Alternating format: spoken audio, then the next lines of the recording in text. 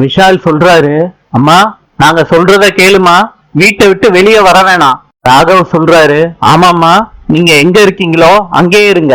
சுபத்ரா சொல்றாங்க, விஷால் ராகவ் என்னப்பா சொல்றீங்க? போலீஸ் சொல்றாங்க, வீட்ல சீல் வைக்கிற நேரத்துல வெளியே வர வேணான்னு சொல்றீங்க, என்ன பிரச்சனை உங்களுக்கு?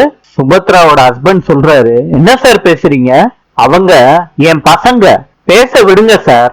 விஷால், இப்ப எதுக்கு வீட்டை விட்டு வெளியே வரக்கூடாதுன்னு சொல்றேன்ப்பா.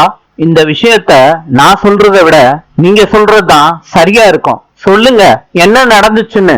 சிந்தாமணி சொல்றாங்க, அவ்வளவுதான் நம்ம கதை முடிஞ்சிச்சு அப்படின்னு மனசுக்குள்ள சொல்லிக்கிறாங்க.